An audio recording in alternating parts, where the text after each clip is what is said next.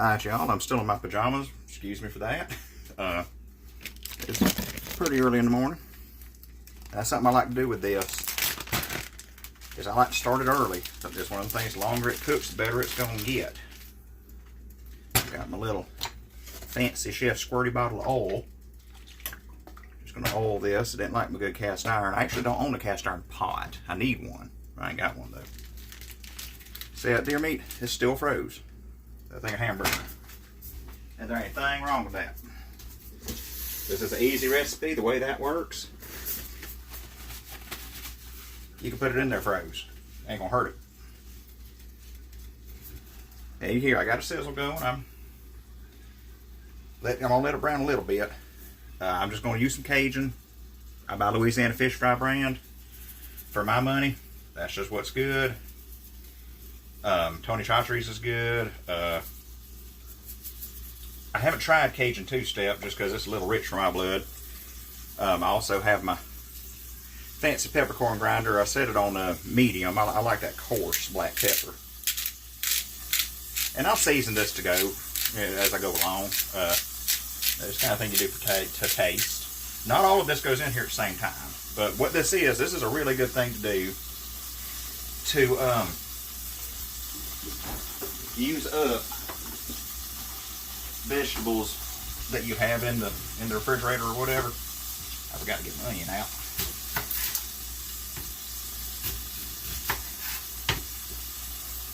So I got my meat in there. As I was just looking at what I had in the fridge. I got this yellow onion. I don't know what I bought it for, but onion goes in everything. I'll probably use about half of this. Get that bad boy peeled. Take half of this onion. The other half, stick it in a Ziploc bag using something else.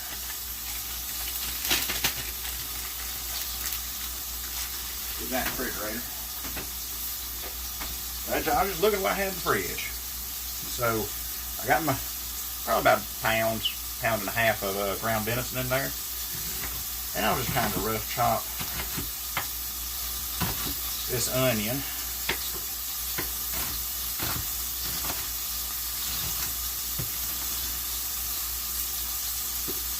Doesn't matter if some of the pieces are a little bigger than the others, because I'm starting this in the morning for this evening. All this is going to cook down in a very major way. That onion's going to get so soft that you can't tell what's what and where. So that's a vegetable that can take a lot of cooking. Same thing with this here celery. I'll just chop up a rib of celery. I bought a bag of celery. I'm not a celery eater, but I've been planning on making a pan of dressing. And so I bought a bag of celery for that. I got to find ways to use it now that I've got it. So we'll throw that celery in there. And this whole carrot, I'll just take it and slice that way. I already peeled it. And we'll just kind of quarter it long ways. And kind of chunky cut this one. Now you see I got some canned food here, which we'll discuss here in just a moment.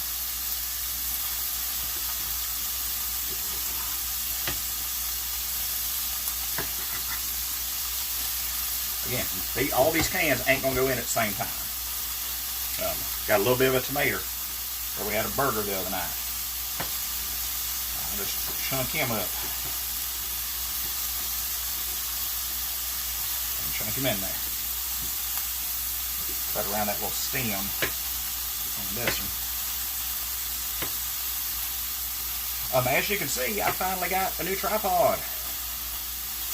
Got us a new tripod. We can actually make some videos now. Not be propping y'all up on everything. Got to rough cut that little knob of tomato. Again, this is a good like end of the month. You know, you're cleaning out the fridge.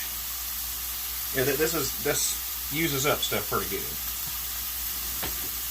These taters. Now this is the one you got to be careful with. You can take and cook taters down till you ain't got nothing left. And you can do it in a hurry. I've got y'all set up right where you can't see what I'm cutting. I just realized.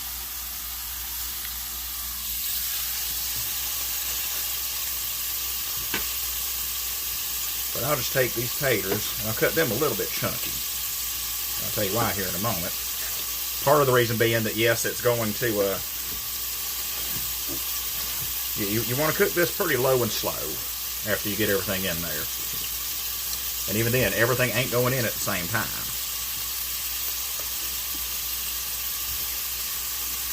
No, sir. Good, rough, even chunky. Get them in there.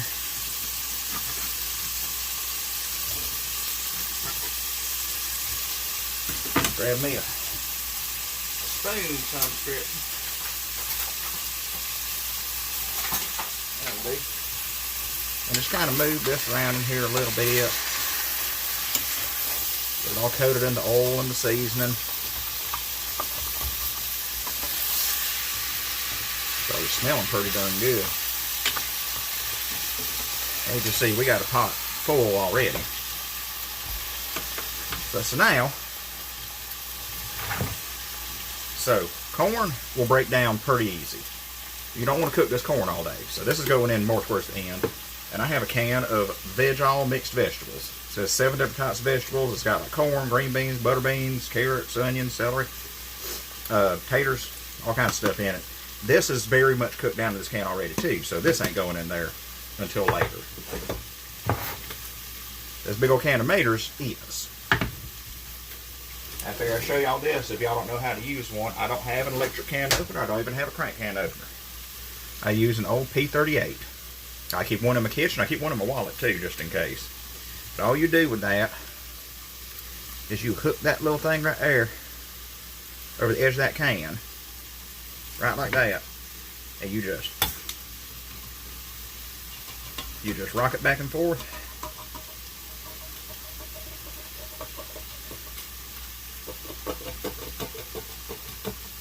And a good old sharp P38 just tear through a can. I have terrible luck buying like crank can openers. I always tend to buy one that just don't work worth a darn, and these things right here are cheap. They last forever.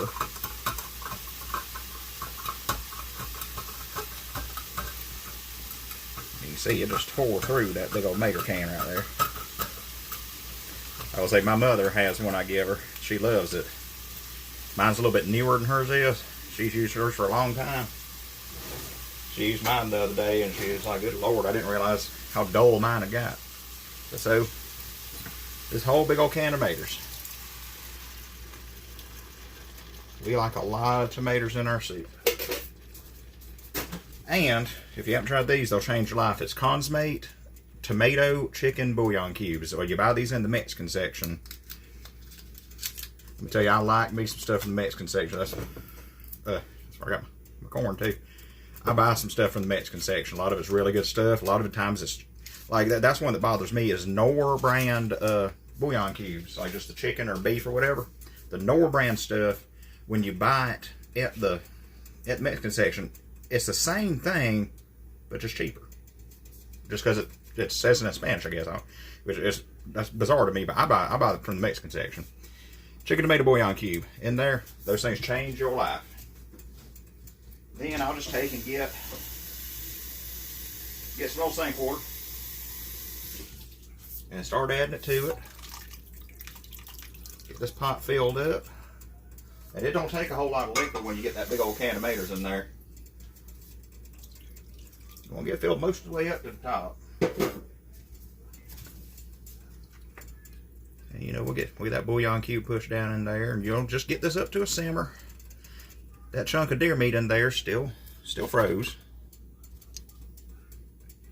Chunk of deer meat in there still froze. Ain't nothing wrong with that. It's thawing quickly. Obviously, I've seared some of it to the bottom. But we'll just get this kind of stirred around. And I know I'm going to need it. So I'm going to go ahead. I believe pepper does better the more you let it cook. And hit it with a little more Cajun. You got to be careful with this Cajun because it's got salt in it. You don't want to get it too salty. Actually, I forgot this while I was sauteing, but a little bit of minced garlic. I like some garlic in mine. Everybody has their own recipe for this. This is a common southern thing. everybody has their own little way of doing it. This is my way of doing it. And again, watching for salt, but just a little splash of Dale seasoning. That much right there. That's all you need. And then again, just kind of get that stirred and incorporated in there. And for right now, we clean up this cutting board and stuff and leave it alone. We let it go. So I'll see y'all after a while, and we'll do an update. Alright, y'all, I'm dressed now. As you can see, we've just got this beautiful soup. You could eat this like this. You know, it's got plenty of vegetables. You can see I got that deer meat cooked down and chunked up. And all I did was simmer this. Oh, what time is it? This has been simmering for 4 or 5 hours now. So, I mean, just a really low simmer, but that lets, like, you see my potatoes and carrots ain't fell apart. My meat's really good and done. I've kind of been like taking them bigger pieces. And it would have been better to thaw that meat first. It absolutely would have been better to thaw that meat first, but I want to demonstrate that you really, with this recipe, don't have to. Just because it's such a long, slow process. But it thaws out and it gets good in a hurry. But so now, we got that about done. We're going to add in our other stuff. I've opened and drained this can of veg oil. I just about needed me a bigger pot. But you can see that's got more taters in it. It's got the corn. It's got English peas, green beans. And just get that all mixed in there. Have a great variety of textures and flavors. Well, it's not all just meat and tomato. I tasted this earlier too, and I'm going to taste it again after I get these in here and get them simmered for a while. I didn't think it needed no extra seasoning different than what it was already in it. It was plenty salty enough. It had a great flavor to it. I wouldn't do a thing to it as far as seasoning goes. Unless, you know, sometimes these canned vegetables can be kind of bland and they'll soak up your seasoning. And ooh, almost overflowing my pot. You don't have to do this part. I am a corn eater. I can't get enough of it. My mother makes fun of me because, you know, stuff that they don't put corn in at her house goes like chili. Whenever I make chili, it's gonna have canned corn in it, or a bag of froze, one or the other. Whoops. Yeah, I just about overfilled my pot. That is all right though, because you see, as you can see, you know, this is very inexpensive. You know, I didn't pay nothing for the deer meat. Well, I paid a little bit for the Boston butt that went in it, but not a lot at all. And I've got maybe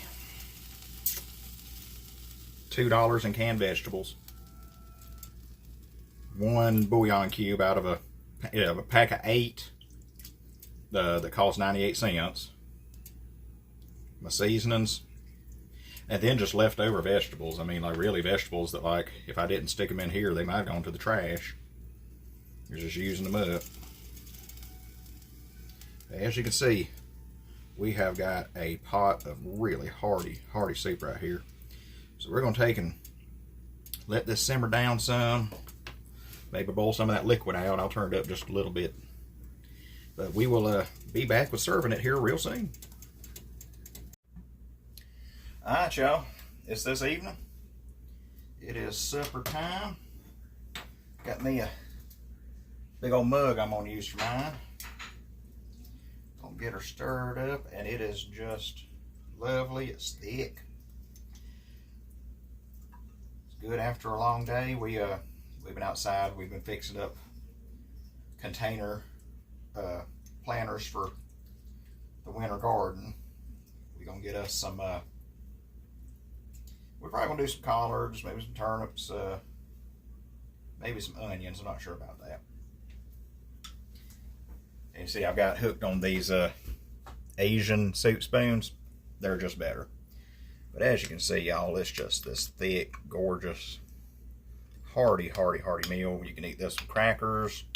You can you know, just do bread. You do cornbread. I was going to do cornbread because I made cornbread last night with I made sausage and cabbage last night. And my nephew has eaten him a pan of cornbread between last night and today. I might make me a grilled cheese to go with this here in a minute. I like grilled cheese and soup, but you see, it's just wonderful. Lots of different flavors and textures going on in it. And for me, this is just a comfort meal. This is just everything you want. Like a hearty, that's a good fall winter dish. Even though it's still warm here, it was like 88 today, but it's good. But I'm gonna sit down and eat supper, and I'm going to spend time with my nephew. He's gotta go back to school tomorrow. It's Sunday. So I appreciate y'all joining me for this video, and I'll see you in the next one.